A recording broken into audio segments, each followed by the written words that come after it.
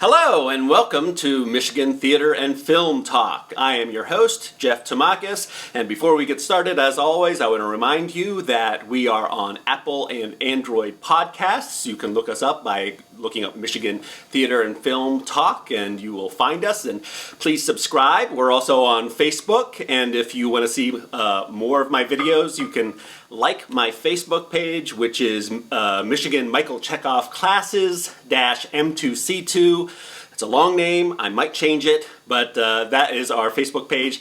And of course, you can go on my website, which is www.michiganchekhov.com. That is a lot. Hi.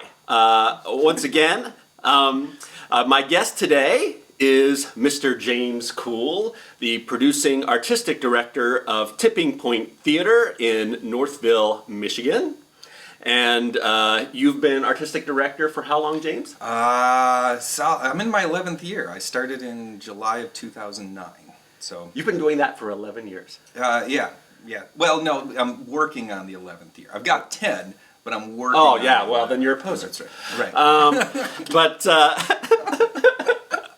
you've lied to me already in this interview. I know. But you no, said it wasn't going to be a gotcha interview. Yeah, well, I lied. Yeah, that is amazing. I went to grad school with James over a decade ago now, and that's why I find it so incredible to believe that you've been an artistic director for almost 11 years, because I feel like I graduated grad school 6 months ago. Yeah. So that is weird. Yeah, a dear friend put it to me, the days are long, but the years are short. Yeah. Yeah. Well, there's your first philosophical There you go. saying from James. I'm sure there'll be many more. James is very, very wise. So let's talk about you. Yeah, okay. Why acting? Why theater? Oh. Okay, that goes way back. Yeah, well, let's go. For me anyway, in high school, if we go back to high school, I would have to say that I probably, you wouldn't have put me into the popular crowd, that there really wasn't a natural, fit for me in organizations.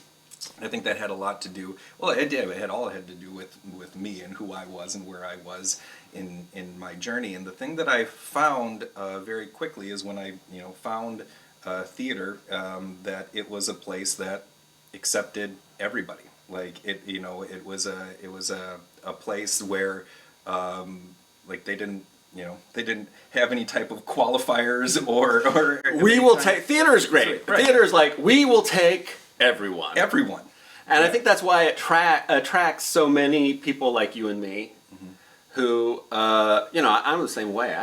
I was always a square peg in a round hole. And, theater gave me that feeling of acceptance for the first time in my life. Yeah. And that feeling that I might be actually good at something. Yeah. And it's also that then it doesn't just come from your teammates or your castmates or the people in the organization that you're working with, but you get that direct sort of acceptance feedback from the audience as a whole. More than your parents or your that immediate family. Well, they don't count. Well, exactly. They're going to say, "Well, we love you no matter what," which is a great sentiment. But I would like to be loved because I'm awesome. Right. Yeah. So when you get that sort of level, on one end, I would caution, getting too attracted to the applause or the ovations, like not to get to really do it as a career for that sort of continued validation. Like you need a standing ovation in order to feel, the value of an artist. But at the same time, for me, it was more of like, no, who I am is okay. Like, I go out there and I do what I do on the stage, and there's this sort of like general acceptance for like, no, we accept that. That's great. Like good for you for existing. That suspension of disbelief also has sort of this weird side effect. Yeah. This weird like unintended consequence, which is it's a suspension of disbelief, but also we're going to accept everything that you give us, and as long as you're telling the truth, Yep. or how we view the truth, then we're on board. Right. Right? Yeah, as an audience, like it is, and starting with that, like as artists or performers, we tell them the rules of the play or of our character or what it is that we're doing. With Shakespeare, if they say, "Oh, we're in the Forest of Arden," then the audience goes like, "Well, okay, I guess we're in the Forest of Arden." I clearly do. Like the original shit. He didn't have a set, Right. Right. So he was like, "Now we're on the moon," and not that Shakespeare. Right. Although Shakespeare, if you're out there, do something on the moon. Really. Oh wait, he's dead. Right. But yeah, I mean, the ability to just say something and just be accepted as. Yeah. And even that, more than like location, it comes down to like how we feel about things or how we do things in particular roles. If if I say to you, "I hate you," in a play, right? The audience goes, "Oh, he must hate him." Yeah. But it's not just like that verbal communication. For me, it's more of that behavioral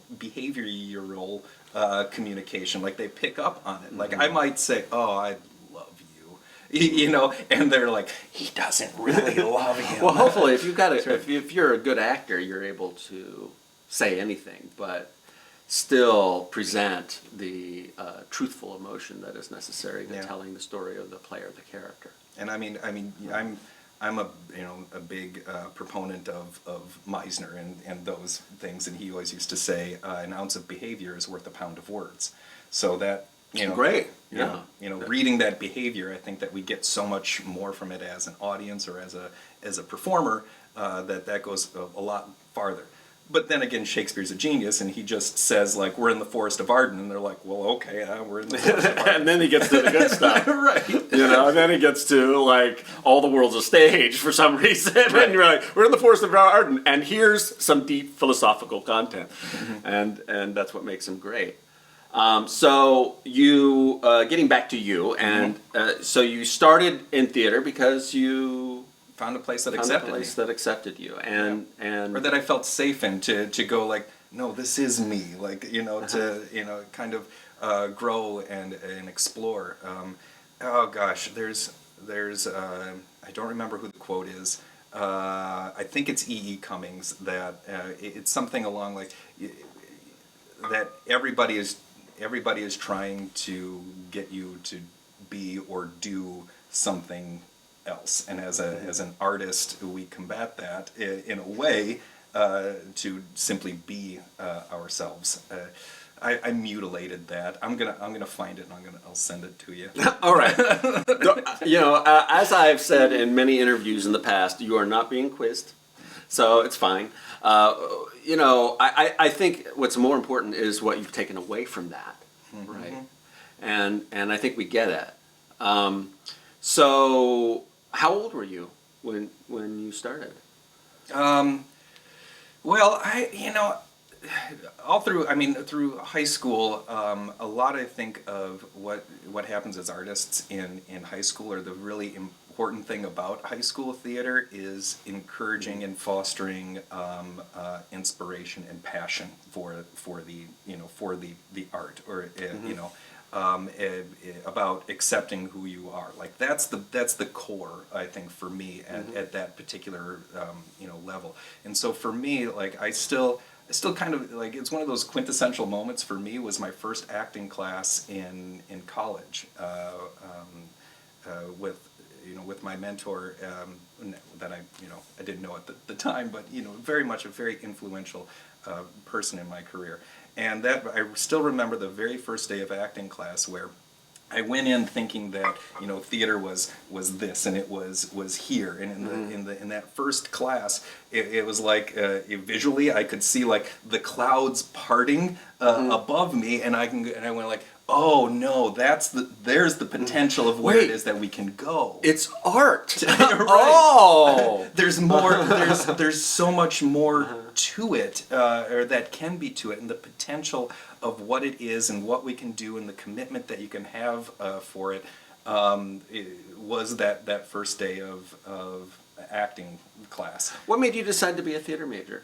I mean, was it? Well, that was because I went into college thinking I was going to be a business major, and you know, the theater was always going to be something like, oh, that's my extracurricular. That's my fault, but that's my fun. That's my fun, right? Yeah, it wasn't even you know, I need to have a fallback, so I'm going to focus on business. It was like, no, I'm going to do business, and theater will always kind of be a part of you know something that I do, and it was junior year.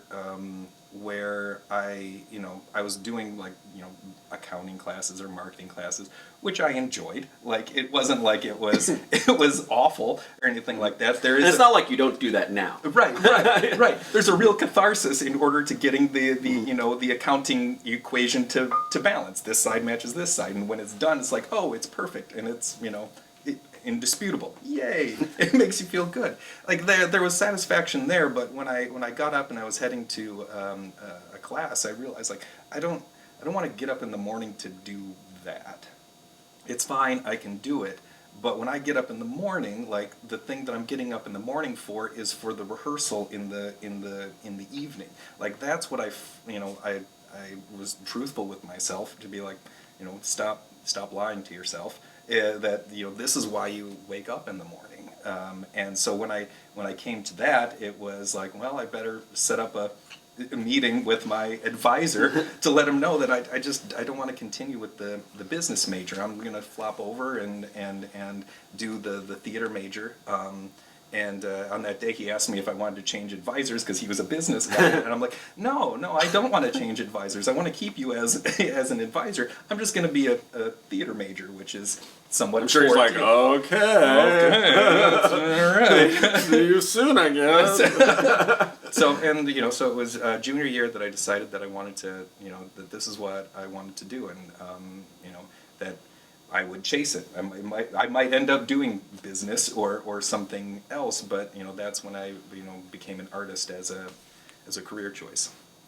And so you went to Alma. Yep. And then you went to Wayne State, where we met. Yeah, that's true. There was the Purple Rose in between. Oh yeah, that's right. I forgot. So you went. So how did the Purple Rose help you or hinder you, or what affected Purple Rose? Again, like it's the Purple Rose Apprenticeship for me is another one of those pivotal points for me as in my career.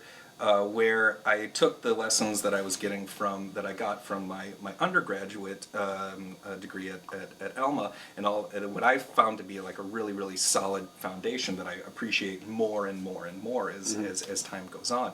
But the thing that really was inspirational about the Purple Rose Apprenticeship was for me is that when I sat down and in rehearsal with these professional actors, and I could see the lessons that my mentor had been trying to teach me for 4 years, practicing at a level that again was where I thought like, oh, 4 years, I made it to this plateau. And then I saw professional actors doing those lessons at a level that I had never experienced before. The clouds parted again, and it's kind of like, it keeps getting higher. Okay. I'm at the top of Mount Everest. No, I'm not. No, I'm not. And so to go through that year, of long hours and a lot of blood, sweat, and tears, like literally, like there's there's probably real blood, real sweat, and real tears. Yeah, no, absolutely. It's a great internship. The Purple Rose internship. If you're a young actor out there, would you recommend it? I absolutely would. Yeah.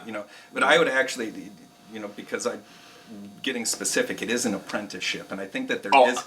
I'm sorry, it is an apprenticeship. Yeah. And it's one of those things that I talk about because we have a fantastic apprenticeship at Tipping Point as well, and a lot of the things that we do there are based off of my experience with apprenticeships. But I say apprenticeship in the same way because when you think apprenticeship, like for me, I naturally think of blacksmiths. Like there was that old, the passing on of a craft. It's not just we need people to run coffee. Yeah, run coffee and clean toilets. That's a part of it. Not that you won't be doing that. You will be doing that in either of those situations. But an apprenticeship is a passing on of a craft. First by watching, and then as things go along, you're given more responsibility, like as things progress, and if you are progressing in the work, the thing that one of those big stakes in the ground for me that came from the apprenticeship at the Purple Rose was take care of the work, and the work will take care of you, and that's something that's always stuck with me. So the apprenticeship is like passing on of the craft. So the blacksmiths, as opposed to an internship. Now, how do you view how do you view the difference between an apprenticeship and an internship? I think, and it might be semantics. Like, Yeah. it could be, like this word means something different to me, and might get like, no, internships mean that. But internship for me is more transient, more temporary. For me, an apprenticeship implies a commitment from the organization to the apprentice for a long-term type of a thing. I think it's a pretty personal thing, that sort of choice, that I see something in you as a person that I think that you would resonate with the way that I craft, or the way that I do things. And it's not that I want you to be a carbon copy of me. It's that I want to give you the lessons that I have learned, so that you can make your own craft, and so that you can solidify what it is that you do as an artist. Not, I want you to do it exactly like me. That's a really great distinction, and something I hadn't thought of before. It feels like apprenticeship, the way you're defining it, and the way I'm currently now thinking of it, is really heightening the craft aspect of what an actor does. Sort of like the craft of building like a beautiful ornate table. You're not asking that craftsman to build the exact same table the way you are. You're asking them to, and I'm going to quote some Chekhov for you, to fulfill your creative individuality. Yes. in finding your own way of making a table. That's right. Which I really like. And if you start, if you look, take a look at even at those craftsmen's, it's more of like, hey, look at how I did this cove, or this bevel, or this filigree here, and where the apprentice, I don't think, would do exactly the same filigree, but there is knowledge that's passed on that the apprentice goes like, I see, but I'm going to give it this little flick, or this little flair. There's value in the foundation, but I don't think that it should ever, and I don't think that this is true of any art, or what like a director should necessarily be doing in the process of, like, no, do it, like as a director, I'm not going to say to you as the actor, do it how I would be, doing it. If I was on stage, I want you to act it the way that I would have. Well, there's certainly directors out there who do that. Mm-hmm. And sometimes, particularly with young actors, it's very welcome. They're like, oh, please just tell me the way you want me to do it. And, my experience with that and working with young actors is, yes, they're grateful, but I always feel a little bit dirty if I have to do it. Yeah. Sometimes you have to do it. Yeah. When it comes down to that. When it comes down to, like, you need to tell this story, and you're not telling the story.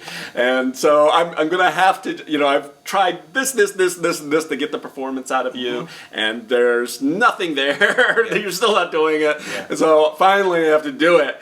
And it's just, and you find that with younger actors more than, actually, yeah. Like one of the things that, and this is something that Blair Anderson, so at the Hillberry, that he'd mentioned to me when we were, because in my third year, he directed me in Hamlet, and I got the pleasure of doing Hamlet for the first time. would love to. I would love anybody out there. I'd love to take another Just stab at hire this man as Hamlet. Don't hire me as Hamlet. I'm not Hamlet. I'm Fat Hamlet, but I'm not Hamlet.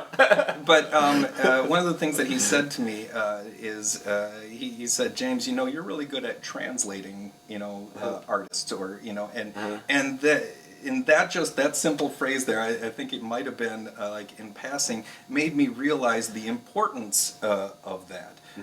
That as artists or as directors or as artistic leaders, it is, for me, less important to tell you how to do it and do it my way than it is to figure out how it is that you do it and then figure out a way to translate how I do it into terms that that you can be inspired by, or that you can be motivated by.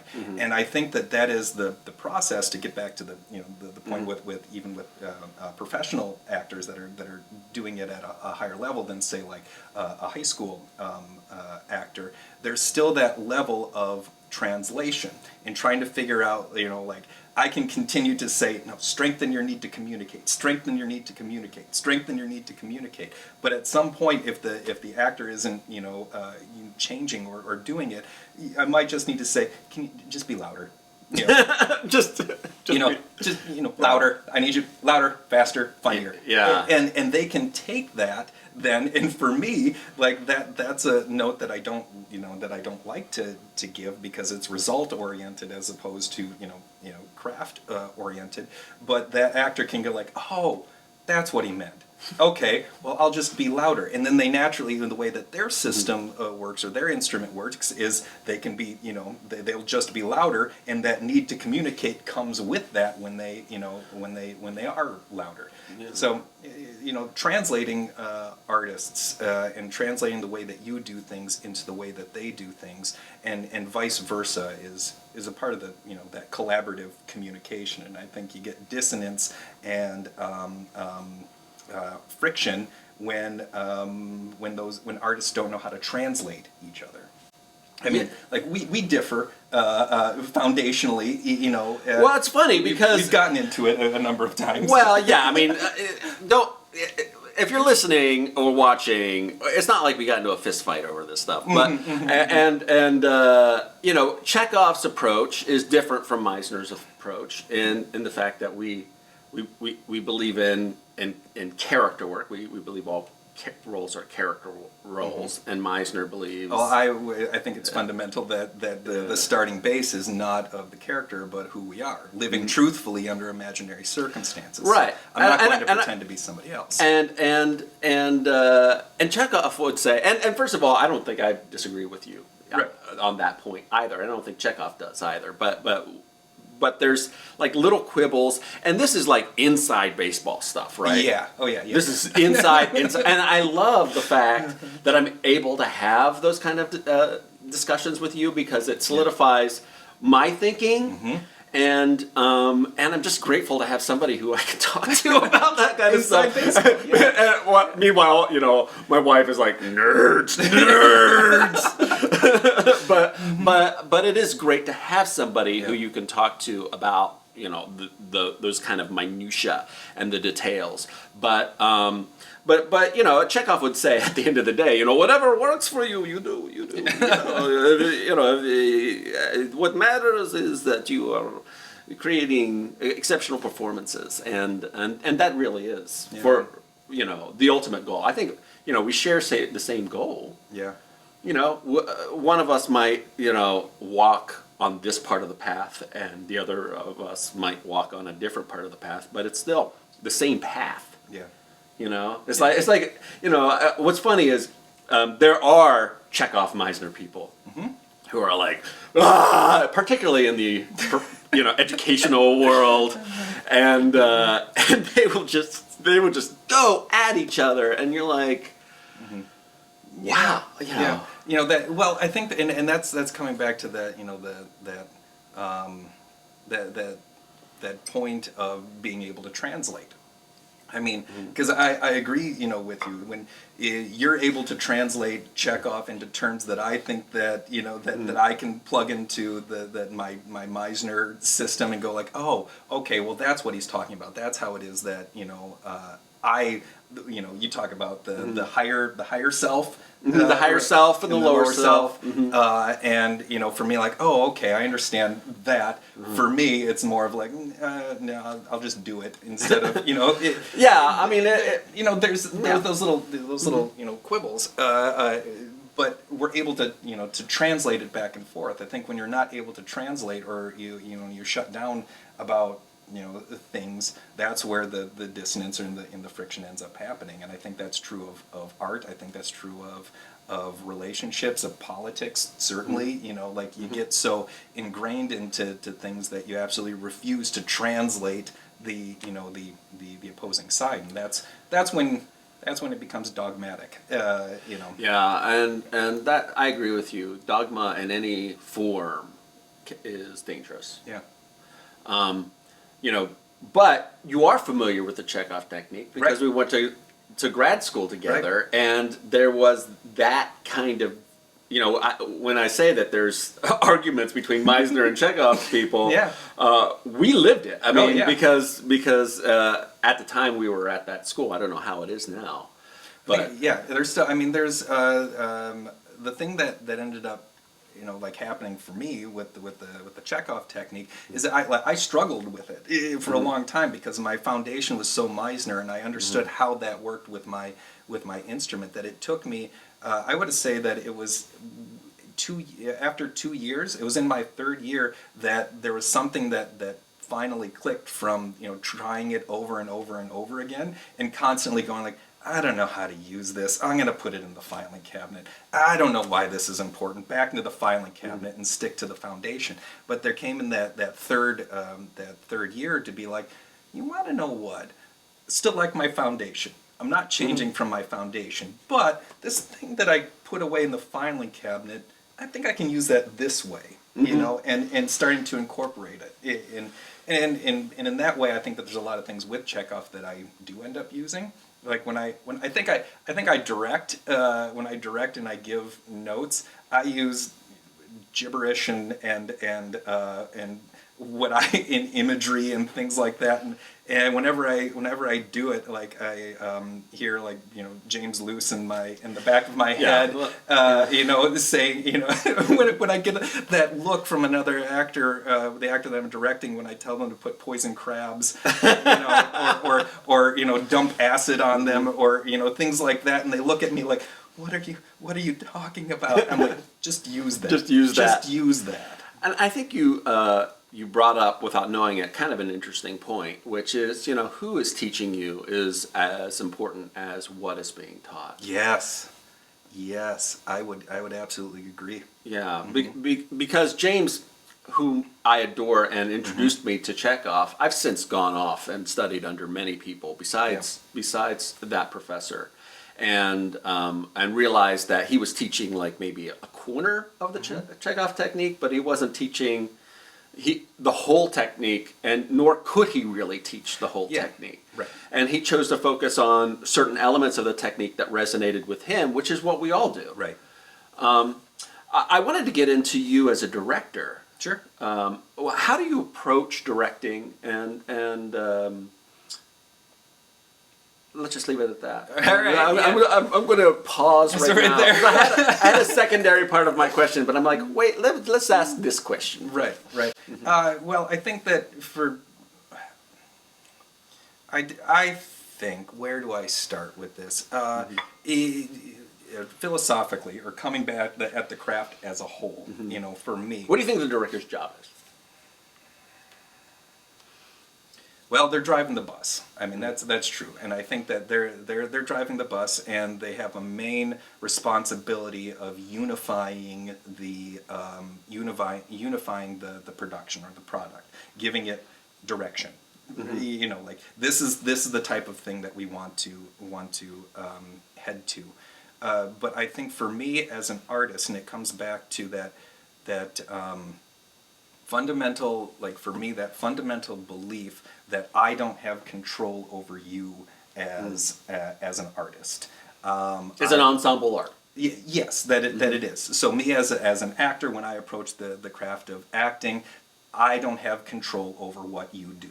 I have control over what I do. I have control over what I do from the things that you give me, and I have control over what I'm going to do to you to try and get what it is that I want. But fundamentally, I am going to accept whatever it is that you send my way. As an actor, living truthfully in that particular Do you moment. come to it? Do you do a lot of research before you do a show? Yeah, I do. I prepare myself in that way, but that's the same for acting or for directing. Preparing yourself for the role or for the production. But one of the things that I really try and do is not be prescriptive to other artists, but try and motivate, encourage, and inspire what it is that they have as a kernel for doing this particular piece of artwork. And so it's really tough, especially I want to say in production meetings, not to start off with, no, I don't want to do that. No. Like, it's so easy to say no. And I think that is because it's not exactly how it is that I had in my head. And so one of the ways, one of those main tenets that I have is first starting with figuring out or accepting what's coming my way from the other artists. So as a set designer, the set designer says these are the types of images that I'm in. These are the things that interest me. And I go like, okay, how does that translate and fit into what it is that I see? Not automatically me going, well, change it and do it this way. How is it that what you're giving me, how does that adapt to how it is that I see the production as a whole? And then we can start to have that back and forth where like, great, I love this one, I love this one. This one doesn't resonate with me as much, and so that communication or that dialogue can start to be tweaked or to happen on a designer level. And then once you get into the rehearsal process, it's the same type of thing. I don't like being a puppet master. I don't want puppet actors. I don't want an actor that is hamstringed and has been hamstringed for so long and taught not to make choices that I need to, spoon feed them and like, no, I am the blank page, you write on me. Like I don't want that. I want what it is that makes you unique, and I want you to bring those choices to the table so that I can again go like, okay, great, this choice will be made stronger if you go here at this time. Or this choice will be made stronger if you look at the operatives in this particular phrase. It's about supporting the artists and the actors, as opposed to like and now you will all move here and stand this and move here and make these particular choices. Do you feel like you're a different kind of director in that regard? Do you feel like there's a lot of directors who don't? Because I'm getting the impression that you're probably a great director to work with, in that you just let people give you their art and you put it together, rather than I'm the director type of director. And you want to, this is why we are, this is the goal of this production, and this is why you must love this production. And when in actuality, as an artist, you'd be like, are you paying me? That's why I love this production. But I do have some very flowery thank you notes that I've that I've kept from artists, and I do try to be that, but I do also appreciate and I want to say I accept those artists that don't want to work that way. And I think that a lot of times that's where the largest friction comes in, or the frustration that comes in with me as a probably more so as a teacher and a director, is that I don't want to prescribe to you. I don't want to tell you how to do your craft. I've hired and then as a producer, I'm like, I didn't hire you for me to do your work. I hired you specifically to do that work. And so that sort of element of, if I have to do your job and then tell you how it is to do your job or what it is to do, why am I paying you to do it? Is simply because I cannot clone myself in order to, double up the work. And so since I am paying a director or hiring a set designer or a costume designer, I want them to do that work. And I want to encourage you to do that work. So that you don't have to. So that I don't have to. You can use your brain power in other ways. In other ways. And I think that sometimes that I can be either frustrating, or that's where friction can come in, when that frustration builds to a point of why don't you just give me a straight answer? Or why do you allow me to continue to struggle with this when you clearly know what it is that? Because art isn't easy, buddy. That's right. Because you're an artist and that's what you're supposed to be doing. Right. But I think that's true. I mean, coming back to the teachers and how it is that you teach. Like for me, again, and this is tied into the apprenticeship as well. It's not about you doing it the way I want it. Yeah. It's about you figuring out how you play your instrument. No one else can do it for you. There is no other instrument like you in the world. You are going to have to figure it out. And if you don't figure it out, no one else will. There's a great I think it's Martha Graham quote. It's okay. No quiz. And I'm going to totally paraphrase this one as well. But there's no one like you in the universe, and if you don't make an expression, then that expression will never exist in all eternity. Oh, that's beautiful. So there's almost this responsibility to express yourself, because if you don't, that unique expression will not exist. So I wanted to ask you. I'm a new actor, right? So I pretend I'm just starting out, or maybe I've been around, but I'm new to you. I'm new, and you hold your general audition. Right. What about my audition will get your attention, will make it pop, so that you're like, oh, this is the kind of actor that I'm looking for? Yeah. For me, with my audition strategy, I'm always wary of do's and don'ts for those sort of do this or don't do this list for auditioning or for acting. Those lists are valuable, but for me, it's more of understanding why those things are on the list and then making that choice. They're going to say, do not audition with to be or not to be. And I'm going to say well, no, you can.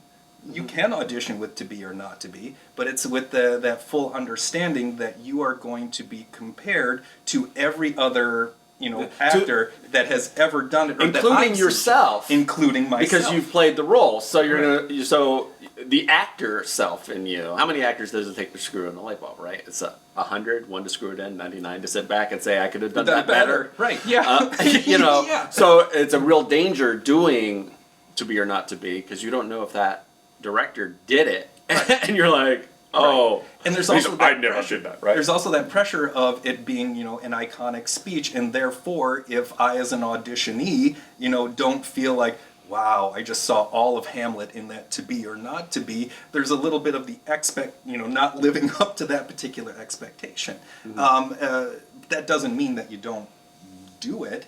It just means that you have to be aware of it. And if you're aware of that and make choices to navigate, around it, then yeah, it's definitely on the table. The best audition that I ever saw, well, one of the best, was I was directing a comedy Shakespeare, and someone came in with "Now is the winter of our discontent." From Richard III. Yeah. And he played that so funny. It was the best. It was now is the winter of our discontent. It was brilliant. And of course he got called back, and of course he got cast. And that's a person who knew what the rules were, bring in a comic Shakespeare monologue. That's what we asked specifically for in the audition. And he just did a Richard III, but funny. Yes. And for me, that said to me, A, he knows Shakespeare and he knows it well enough to play. Yeah, and that for me, for auditioning, that brings, like, the two things that I'm looking for in any audition is who you are and how you work. Like those are the two main things that I need to get from an audition. If I can see who you are and how it is that as a person to work with, and how you approach the craft. And that's evident in the choices that you make and using who you are in the craft. So that individual there checks both of them, wonderfully. You see who he is. It's a person with a great sense of humor, and how does he work? He works in a way that can take this speech that might be on the do not do list and use that, not be afraid of that, and use that in a comedic way, and craft in such a way that you get everything from it and you get something new from it. Who you are and how you work, like that. Those are the two main things. The other thing that I would put in there is with a callback or a general audition, well, more specifically with a callback, would be give me every reason to cast you, and if you don't get cast, it's for reasons that are completely out of your control.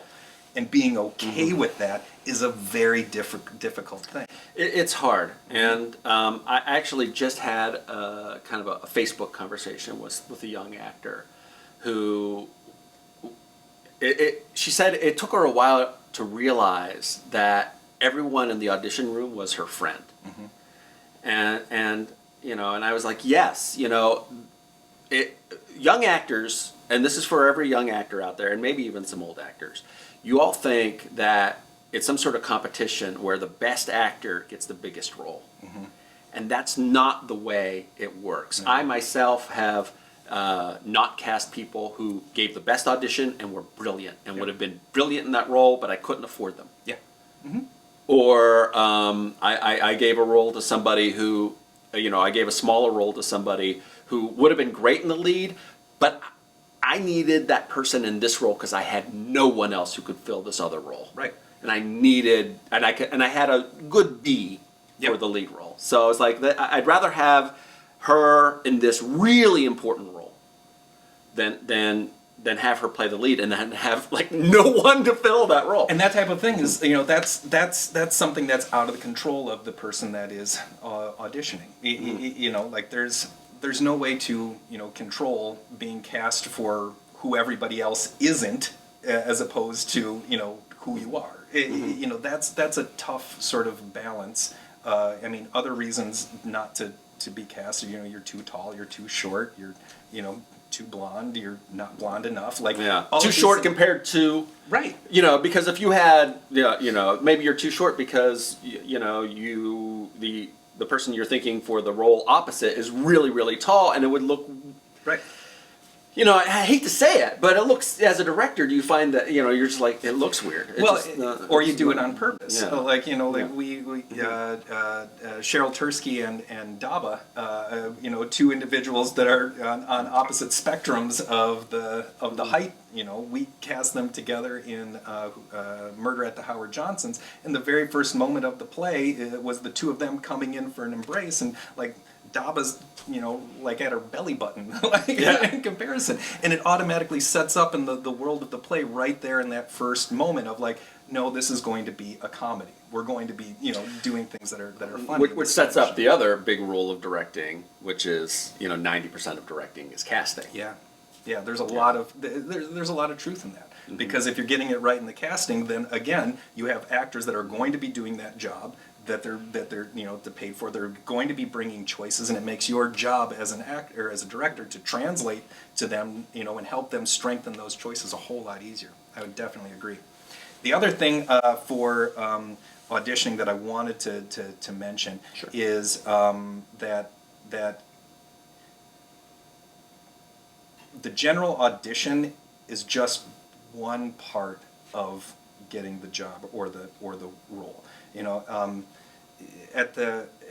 This is something that I picked up during the Purple Rose Apprenticeship. Is Jeff was doing a workshop with us as apprentices, And he said, they say that it's, being in the right place at the right time.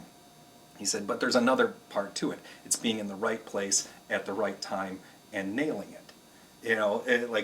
Being prepared to nail it. And the other thing that he said is they say that it's all who you know. He said, but there's another part to that. It's who you know and how you are known.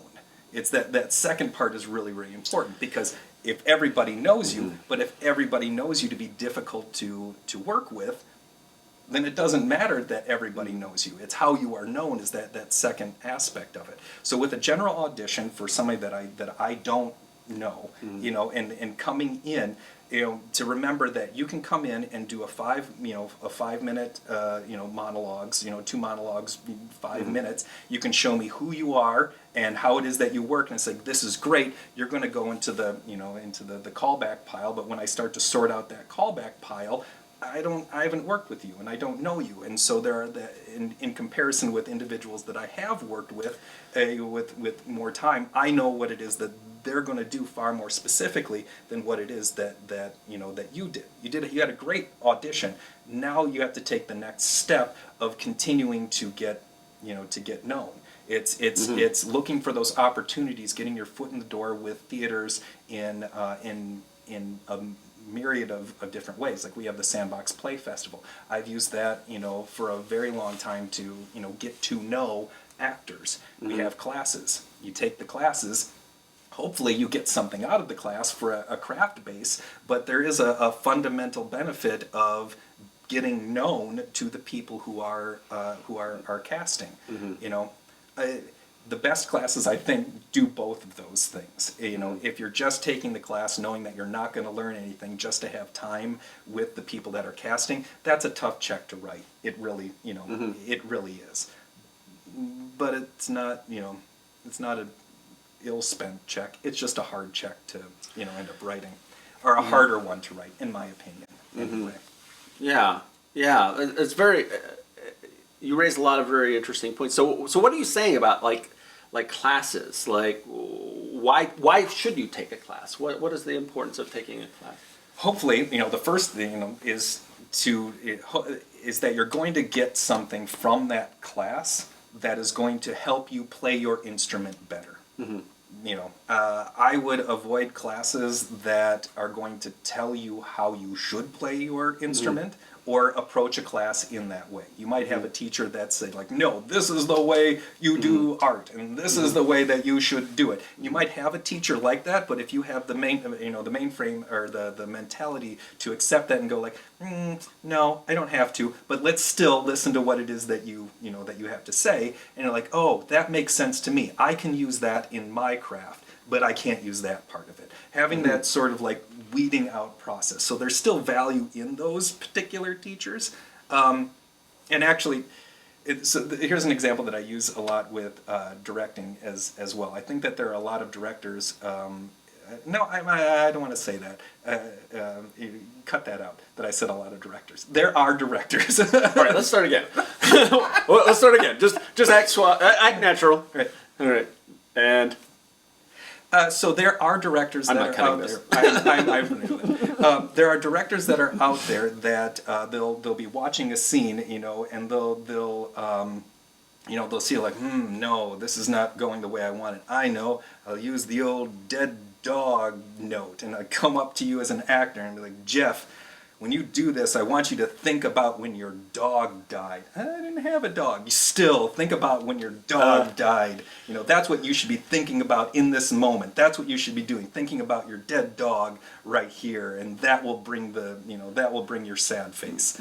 That's cool. And so then the director sits down. Very method way of approaching it. Right. So the director goes and sits down, and you as the actor go like, what is he talking about? He didn't have a dog. Like, I guess this is what it is that he, that he means. And so, you go back and you do it again, and the moment works, and the director goes, yes, I'm a genius because I take full credit for you crafting that moment, because clearly you were thinking about your dead dog. And as the actor, you were like, I just got louder.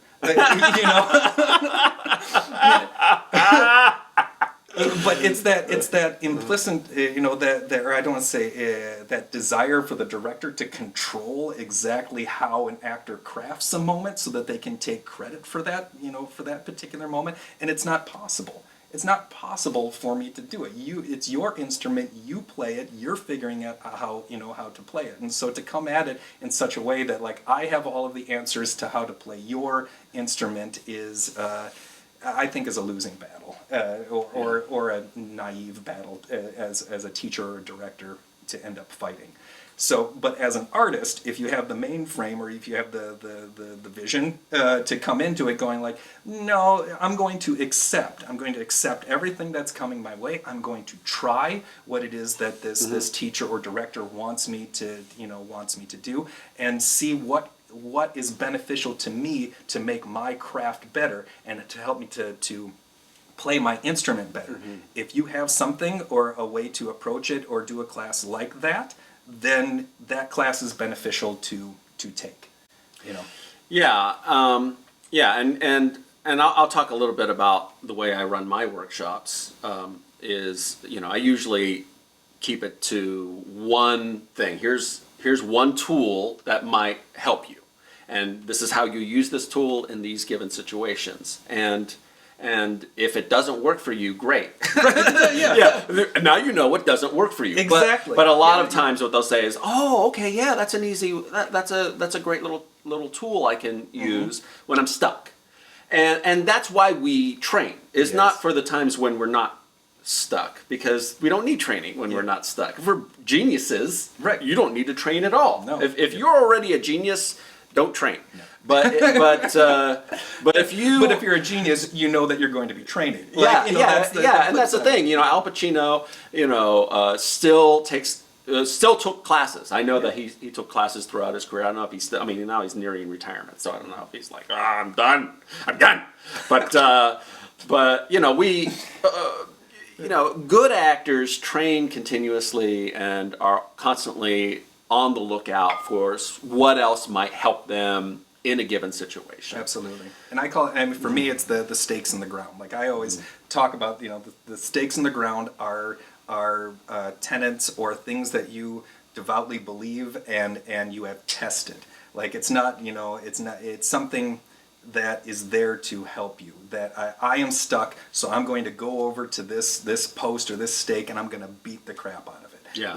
If this is something that's meant to help me, it should withstand that test. And the thing that I would caution on with anybody or actors that get that new thing is that don't discount it right away.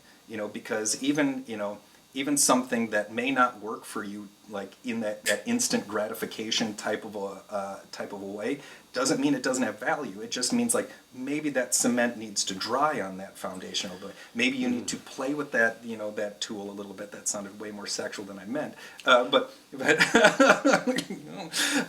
James Kuhl, ladies and gentlemen. Right.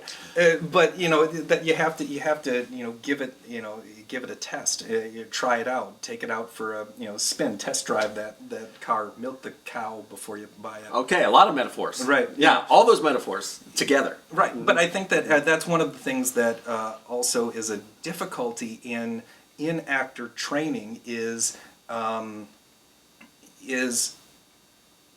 I'm going to I am paying you for something as a teacher, and in that first class with an art form that is very, very old. I don't have the exact dates on there that go back to the Greeks. At least 6,000 BC. At least. So I mean, this essential art form, in 2 hours for me to solve all of your give you all of the answers to the craft of acting is an unrealistic expectation. And so if you're going to take a class, then I would have to go into it with a commitment of following it through and trying, and don't discount what it is that's happening, and continue to invest yourself in it. I think honestly one of the difficulties that I have with running classes at Tipping Point is getting a class full of students that will be there every single week for for 5 weeks. It's very difficult to to do an acting class and to partner people up when I'm not positive that they're going to show up every single time. And so crafting a class where it's individualized in an art form that depends on communicating with another, with another person, is very, very challenging. So workshops like yours to be like, hey, this is something that you can do and practice, that you can grow, as an artist is a very valuable thing. Finding a class where you have an ensemble of people that are committed to being there and will be dependable to be there. I can count on you as my scene partner being there every single week and having prepared. That's when that really, really, soars. And I think with the pace that we all go, like in our daily lives, getting that sadly can be a rarer thing. Yeah. Especially in the winter, getting around in Michigan in the winter, it always, there's other sides of that equation too. Like if there's a blizzard out, teachers cancel your class and directors cancel your audition because it's dangerous, right? It can be. Well, that's one of those things about Michigan theater is that it is sprawled all over the place. Like I can't really, even if you found, if you mathematically found the town that was equidistant to all of the, all of the professional and where theaters, you are is about as close as it gets. It's about as close as it gets. We're about 50 miles from everywhere. But at the same time, driving 50 miles is still that's a considerable, amount of travel. To do Michigan theater consistently and all over necessitates driving. And traveling, and in a state that has 4 seasons, sometimes in the same week, it's something that you have to figure out how to do. That's a part of the lifestyle of an artist, theater artist here in Michigan. Yeah, it's tough. Yeah, I mean, in New York, they're not gonna shut down the subway because of the they have. I mean, and they can. Inclement weather or sometimes inexplicably for no reason, they'll shut down the subway, and you're like, why do they shut down the subway? I don't know. And yeah, you do need to, but at least you have alternatives. You go back to the ground and you call a cab or you start to hoof it. Yeah, or start to hoof it, get a bus. Everything is relatively close. I mean, sometimes you're stuck if you're in Queens and you have to get to somewhere in the Upper West Side. You're basically out of luck. But yeah, I mean, in Michigan, the fact that everything is so sprawled out does create a problem for the actor. I remember being late to call a couple times at the Purple Rose when I worked there, because I'd be driving and it was Royal Oak, from where I used to live near Royal Oak. And there'd be I've just run into a traffic jam to end all traffic jams, and I'd be like, I don't have any idea what I'm supposed to do now. And there's a couple on that particular journey. There's some real difficult places. Yeah, it's hard to predict. 14 going over Ann Arbor. Yeah, that's really tough. Like the 696, 96, 94, 275 area. Gets nasty. But they've been around the block. They understand. They're like, oh, totally cool. We'll have your understudy prep just in case. And there you go. So they were always really nice to me about that. Sometimes when I myself was feeling so guilty. It does. Yeah. Yeah. Totally eats at you. Well, James, it's been an absolute pleasure. Can you believe it? It's been an hour already. Yeah. I told you, it goes by really quick. Thank you so much. This has been really amazing. Absolutely. Again, James Kuhl is the producing artistic director, and I really wanted to talk to you about that maybe next time. Yeah, we'll do it. Part 2. Yeah, part 2. That'd be awesome. Producing artistic director of Tipping Point Theater. You can find them online at www.tippingpointtheater.com. As easy as it comes. And again, you can find me online by going to www.michiganchekhov.com or jefftamakis.com. You can find me on Facebook, you can find me on YouTube, you can find me on Apple and Android podcasts. All that I ask is that you subscribe and that you share with everyone that you have ever known, will know, and do know right now. And like and comment if you have any questions for me and James. I'd love to hear them. And once again, this has been Jeff Tamakis from Michigan Theater and Film Talk. We'll see you guys later.